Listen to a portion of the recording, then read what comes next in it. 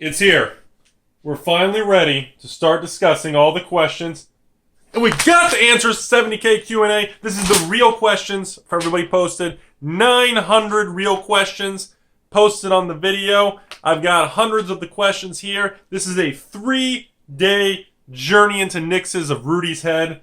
And then we're going to have another video segment randomly show up in the next month where we do all the funny, personal questions that make people go, whoa, whoa.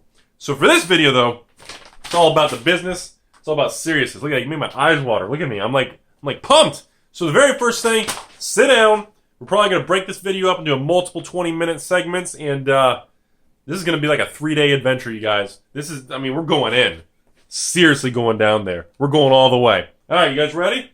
Very first, Rudy, do you think Wizards employees take advantage of inside information, inside trading, and what's to stop them from buying or selling ahead of time? Nothing. It's an unregulated market. I guarantee you, effing guarantee you, that Wizards employees do some inside shady crap. No matter how well that company tries to make sure that people can't do it, or they try to regulate their own thing, there is nothing stopping some shady rogue dude making money. It doesn't matter. I mean, hell, the Star City type of big dog, troll, toad, channel, fireball, these huge conglomerates, I've heard weird stuff. I don't bring it on this channel because I can't confirm it. Trust me, there is some weird espionage, crazy inside crap that goes on. I've heard the craziest stuff over the years. Anyways, Rudy, what was the first huge Magic the Gathering investment you did that paid off? Probably revised booster boxes. I bought like 10 to 15 revised booster boxes in like 2003, and I still have them. So do the math. You know what, $400 or $500 booster boxes to what, $2,000 a box? I mean, what is that? 15-year investment, 400% return? So you double your money, every 3-4 years? Pretty good. So anyways, that was probably one of the first ones I remember from a long time ago. Rudy, is the spastic nature where you act like a flippin' maniac on YouTube, is that your real persona? Is that real? Is that really you? Or, I don't understand. Is it all an act? Or is it really you? Honestly, a lot of it is exaggerated acting, but a lot of it is my shady-ass self. And going in front of this camera and talking to the 4 people that watch my videos, because again, this channel was designed where I thought I'd only get maybe 5 to 10 viewers, and maybe my goal was like 10 subscribers. It's a good outlet for me. It allows me to vent. It allows me to really kind of be like I really want to be type attitude, you know? It helps me. It's therapeutic for me, and turns out more than 5 or 10 people watch my videos. I think I'm up to like 30 views per video. Go figure, right? Rudy, what do you think of that stock market rally going on since January 8th, since President Trump took over? I don't really care. Yeah. President Trump took office. Stock market's been going up. You know, the stock market is a correlation and a sum of just pretty much how the public feels about the stability of the economy and the future and their bets. It is what it is. I don't really invest in the stock market. I don't own any stocks, so I don't really care. But it is what it is. People must feel pretty overall stable, so there you go. So, Rudy, to save the life of someone you love, would you rather destroy all of your cards and watch them burn, or never have the ability to have sex again? Good Lord.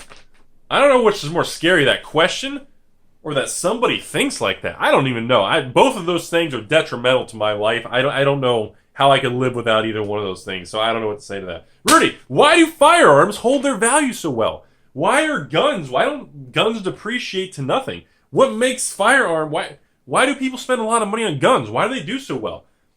Guns are just one of those assets I deem it as an asset class. I look at it as a commodity where if there's panics or political problems, panics, stress in the industry, mass shootings, anything that goes on, you are going to affect that market, either up or down. It's always been that way. It always will be, and quite frankly, the more volatile the world gets, it's probably just going to put more pressure on that industry, honestly. Rudy, you're in a zombie apocalypse. You look to your left, you only have one weapon to grab to pretty much defend yourself against thousands of zombies coming at you. What do you grab?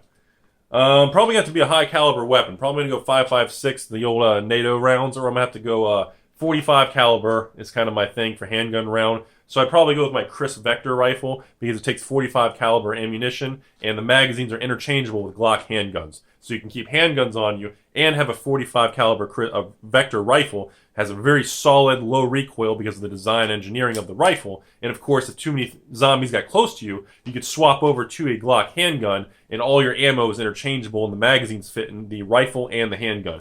Very versatile for the zombie era. Anyways, Rudy, dude, bro, Liliana, smash her path. Dude, Liliana's my girl. If I ever saw a chick walk by or come up to me that even looked like Liliana, forget it. Dude, that chick is just gorgeously crazy. She just does it for me. Dude, Liliana all the way, hands down. Hands it!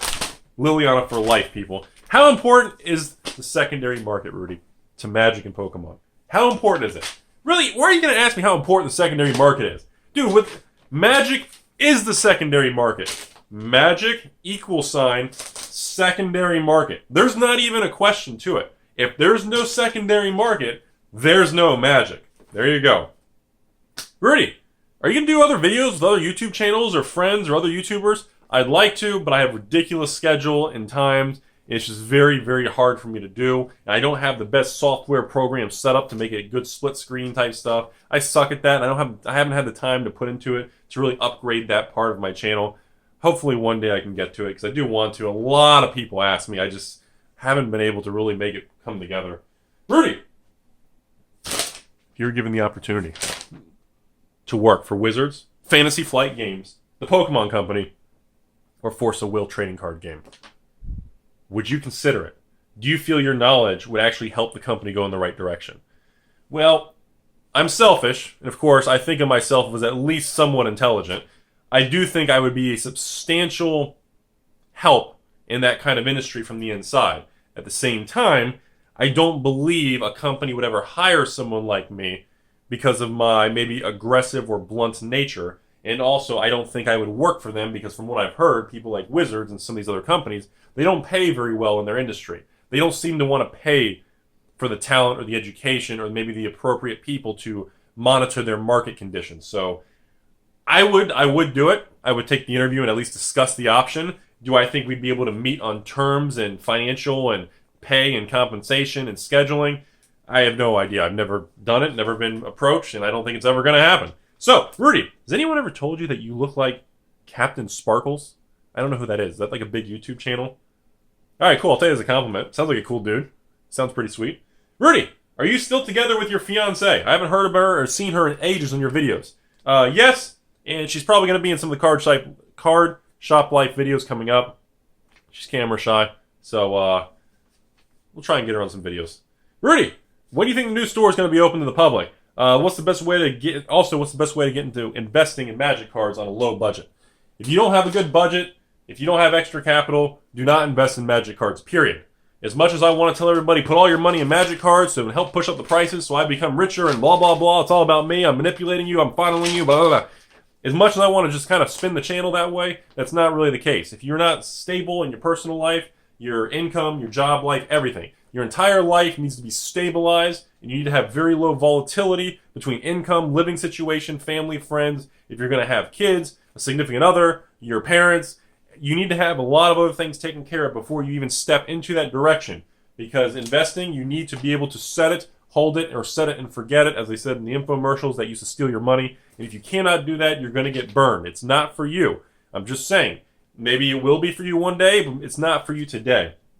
If you're even looking at it as a low budget or get into it with a little bit amount of money, back off right there. I mean, it's a very expensive, long-term thing, and it's not a good fit for most people. It just is what it is. So, just saying. Rudy. Oh yeah, by the way, the new store, I'll probably be done with it in the next 30 days. So I don't know when this video is going to go live, or I'm not sure the filming or anything. But even then, like I said, I'm not going to be open every day of the week anyways. So, anyways, Rudy. What would your top pieces of advice be for anyone wanting to start up a business in the Magic secondary market selling cards? My best piece of advice is you're mixing in your head. You're having an opinion, and a perception that doing that kind of thing as a trade or a career or income is profitable and it breaks down to a good hourly pay. For some reason, somebody has told you that is a good thing. Now I'm going to come over here, and Russian Rudy's going to tell you, no. Effing stupid. In all reality, my best piece of advice for you, don't do it. I'm dead serious. I know you like magic. You have a passion for it. It's a good thing. But you're going to be a lot happier if you literally have a happy, successful job, career, something else with a business, and you use the secondary market to trade and use it for more fun instead of being stressed out trying to net and pull out cash from that secondary market to pay bills, put food on the table, overhead, shelter, a house, a mortgage or rent or car payment. You don't want to try to do that over selling and slinging 99-cent cards. You don't want to do it. Now that business model is a good complementary piece of information. It's a good piece to add to your income, but it's not a core thing you want to do. So I hope that made sense for a lot of you out there. Rudy, where's your videos on the new Final Fantasy TCG? WTF is your problem? Dude, what is going on? Is your banana tilting the wrong direction?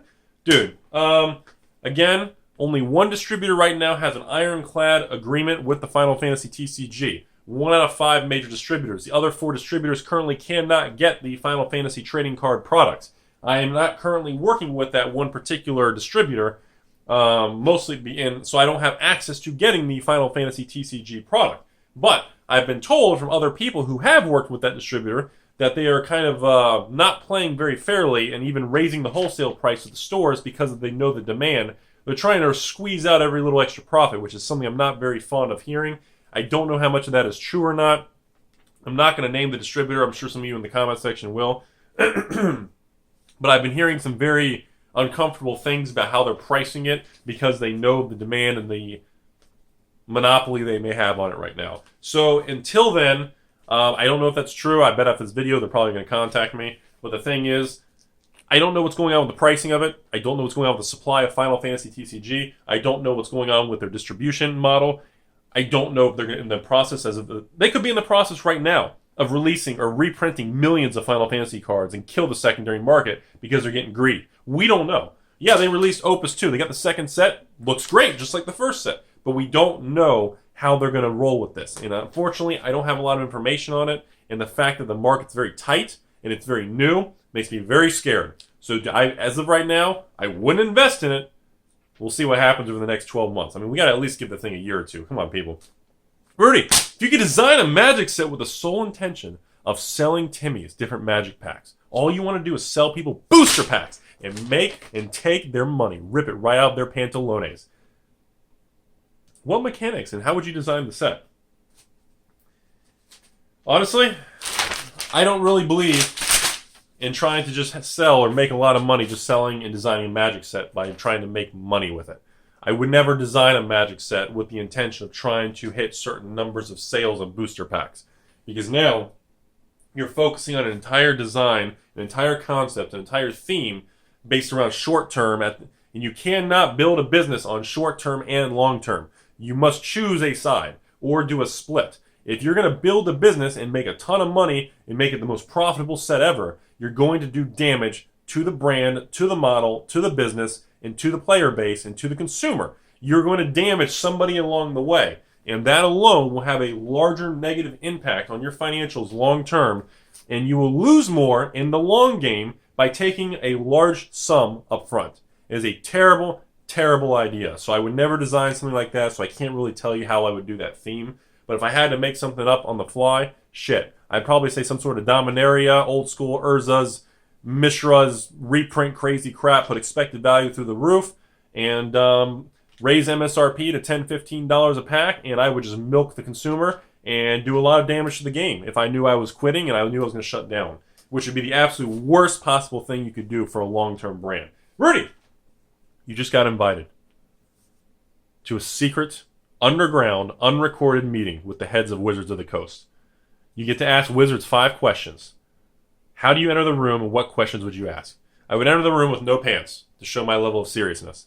Number 2, I don't have 5 specific questions I would ask, but I can tell you very, very clearly the questions I would ask Wizards of the Coast internally if it was non-public is I would want to get into the actual raw margins, the numbers, goals, what their cost, what their R&D cost is, what are they paying their developers, designers, the researchers, why are certain areas weak, why are certain areas strong. I'd really want to dig into the nuts and bolts, giggity. I'd really want to get into their nuts, giggity. And I'd really want to just fondle, I want to feel around, I want to see what's really going on that we all don't know about. Because some of this, hold on, a lot of the decisions Wizards is making lately makes no sense. It's ass backwards, it's stupid, it makes them look dumb.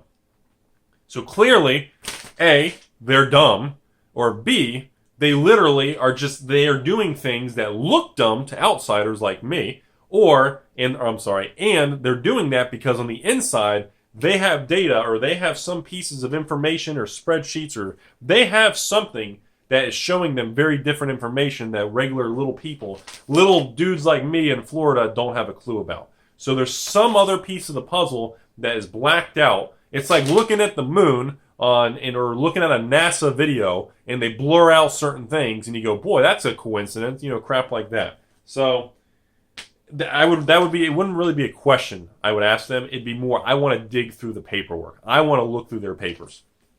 Rudy, what is the proper amount of money to tip a Las Vegas hooker?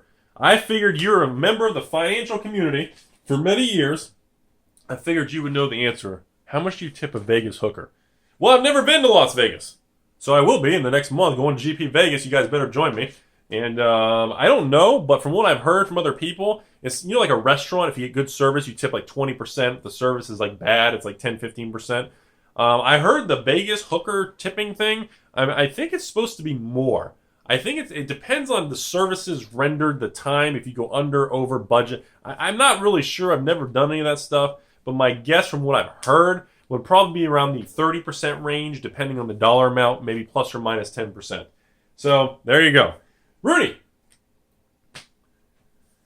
Rudy, how do you feel about the fact that your comment section on your YouTube channel is filled with shit posters and a bunch of crazy people? Honestly, I like it. I like the comments. I like the trends. I like the connection because it's telling me the more people who comment, whether it's good, bad, you like them or not, it tells me that I'm connecting with the community. That's how you know you're doing a good job. Because it's not that I want people to agree with me. I want to hit a nerve with people. When you hit a nerve with people, it creates an emotional response. By creating an emotional response, it makes people either comment or come back. It creates a connection of me through my high-end camera, which is my cell phone, into the world. And I want to create that connection. That's where the value is. Okay? Rudy, lastly, what do you think of Hentai? Isn't that like the Japanese cartoon porn or something? I guess it's cool. I don't really know a lot about it, so I don't really want to. I guess it's cool. I like it. Sure, why not? If I don't like it, I'll learn to like it. Rudy, you said not to get into investing, especially with Magic cards, because investing in Magic ruins the game for you. What point did you realize you ruined the game for yourself? I realized I ruined the game for myself probably 10 years ago. I would guess around 2005 to 2007 range, somewhere in that bracket. After I graduated college for business school, I did the whole financial thing, spent months studying for the Series 7, Series 66, all that BS, to get the certifications to be brokers and do trades for the exchanges and all that crap. And I started applying a lot of that information. I filtered it over through to the collectible world.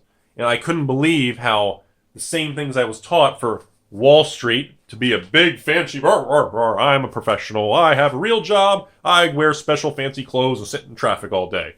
When I could take that information and put it into something that I liked, I enjoyed. I realized you could do something in this world where you could actually make money and you could not hate yourself. You could enjoy it. You could have fun. Whoa. Baby steps. Watch out, people. Hashtag fake news Rudy. Anyway, so, Rudy, you only have $500 to invest. Would you invest? No. Save the money. If you only have $500, that means you don't have enough cash flow, or your living situation is, you have one of two problems.